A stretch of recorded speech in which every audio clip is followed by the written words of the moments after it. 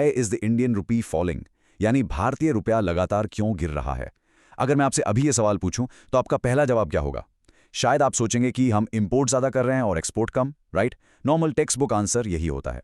लेकिन दोस्तों, historical answers इस बार अप्लाई नहीं होते। इस बार की कहानी और उसके पीछे के कारण बिल्कुल अनोखे हैं, और एक अर्थशास्त्र के छात्र के रूप में आपको ये फर्क समझना बहुत ज़रूरी है। आज के इस लेसन में हम इन 6 मुख्य बिंदुओं पर बात करेंगे। रुपी अंडर प्रेशर, करंट और कैपिटल अकाउंट का actual issue, FDI collapse, global push factors, the pincer effect और आखिर में मैक्रो स्टेबिलिटी के लिए जरूरी solutions. Section 1. Rupees under pressure, a 3-decade first. आप जानते हैं, पिछले 30 सालों में यानी पूरे 3 दशकों में ऐसा पहली बार हो रहा है कि भारत लगातार तीसरे साल balance of payments deficit face कर रहा है। Just think about that. ये कोई छोटी मोटी टेम्पररी दिक्कत नहीं है, ये अब एक क्रॉनिक फिनोमेना बन चुका है जिसका ठोस इलाज ढूंढना बिल्कुल जरूरी हो गया है। Section 2. Current versus capital account, finding the root cause. अब इस प्रॉब्लम की जड़ तक पहुंचते हैं। यहाँ 2 बुनियादी कॉन्सेप्ट्स को समझना जरूरी है। एक है करंट अकाउंट, जहां हमारा गुड्स और सर्विसेज का ट्रेड होता है, जहां ऐतिहासिक रूप से हमारे डेफिसिट्स आया करते थे। पर दूसरी तरफ है कैपिटल अकाउंट, यानी इन्वेस्टमेंट और कैपिटल फ्लोज। और एक्चुअली यही हमारा मौजूदा संकट यानी द करंट प्रॉब्लम एरिया है।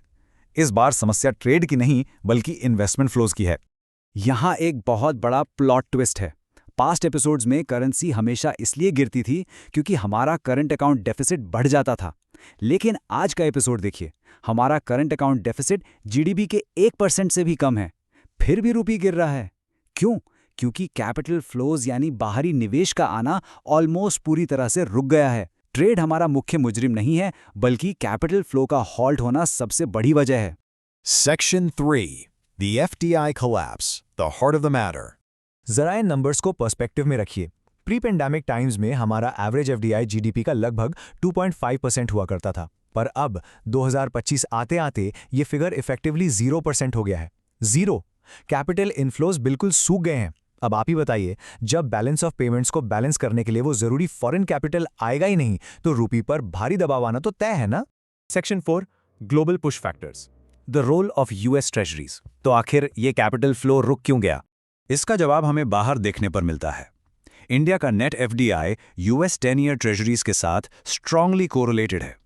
इसका सीधा सा मतलब यह है कि 2010 के बाद से भारत में आने वाला एफडीआई हमारी अपनी डोमेस्टिक कंडीशंस यानी पुल फैक्टर से ज़्यादा ग्लोबल फाइनेंशियल कंडीशंस यानी पुश फैक्टर्स द्वारा कंट्रोल हो रहा है।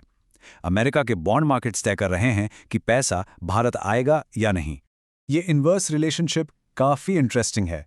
जब अमेरिका में यूएस यील्ड्स लो होते हैं तो इन्वेस्टर्स ज़्यादा रिटर्न के लिए भारत की तरफ देखते हैं और हमारे यहाँ एफडीआई का एक सैलाब आ जाता है। लेकिन जब यूएस यील्ड्स हाई होते हैं, जैसा कि पिछले कुछ समय से इन्फ्लेशन की वजह से हो रहा है, तो नेट एफडीआई पूरी तरह से ड्राई अप हो जाता है। इन्वेस्टर्स अपना पैसा अमेरिका में ही सुरक्षित रखना पसंद करते हैं। Section 5. The pincer effect, a dual macro economic threat. और सिचुएशन सिर्फ यहीं तक सीमित नहीं है। अब इस पिंसर लाइक इफेक्ट को समझिए। एक तरफ अमेरिका में हाई यूएस बॉन्ड यील्ड्स हैं, जिसके कारण दुनिया भर में कैपिटल टाइट हो गया है और पैसा भारत नहीं आ रहा। वहीं दूसरी तरफ ग्लोबल मार्केट में महंगे क्रूड ऑयल की वजह से हमारे टर्म्स ऑफ ट्रेड को एक बड़ा शॉक लगा है, जो करंट अकाउंट डेफिसिट को बढ़ाकर करीब $100 बिलियन तक ले जा रहा है। बेसिकली खर्चा बढ़ रहा है और आमदनी रुक गई है। यही वो दोहरा दबाव है जो रुपए को निचोड़ रहा है। आप शायद सोचें कि ऐसी स्थिति में रुपी को नेचुरली गिरने दिया जाए ताकि एक्सपोर्ट सस्ते हो जाएं, पर वेट, ये काफी डेंजरस हो सकता है।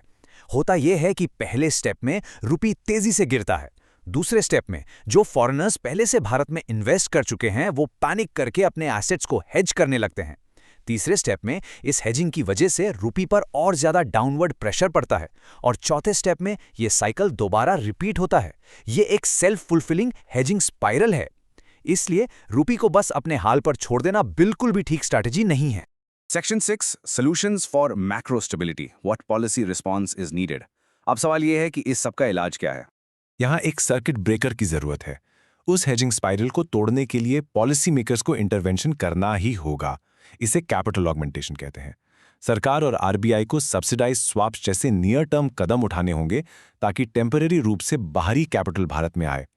जब मार्केट में पैसा आएगा तो नैरेटिव बदलेगा और एक्सपोर्टर्स और इंपोर्टर्स दोनों का पैनिक कम होगा।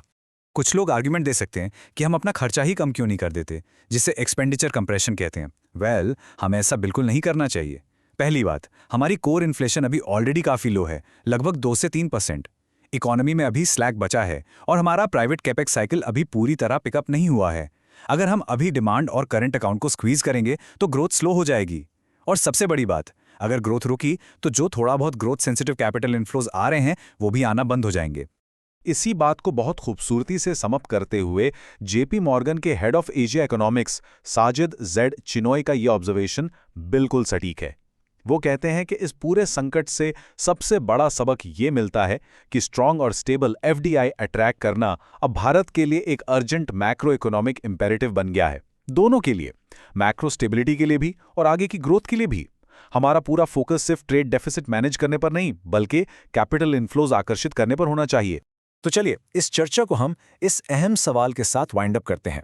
अब सोचना आपको है, जब ग्लोबल मार्केट्स में यील्ड्स इतने हाई हैं तो भारत को ऐसी कौन सी स्ट्रक्चरल इकोनॉमिक रिफॉर्म्स करनी चाहिए ताकि हम अपने स्ट्रॉन्ग पुल फैक्टर्स क्रिएट करके एफडीआई को आकर्षित कर सकें। आप अपने आगे के एग्जाम्स और फर्दर रीडिंग्स में इस दिशा में जरूर विचार कीजिएगा।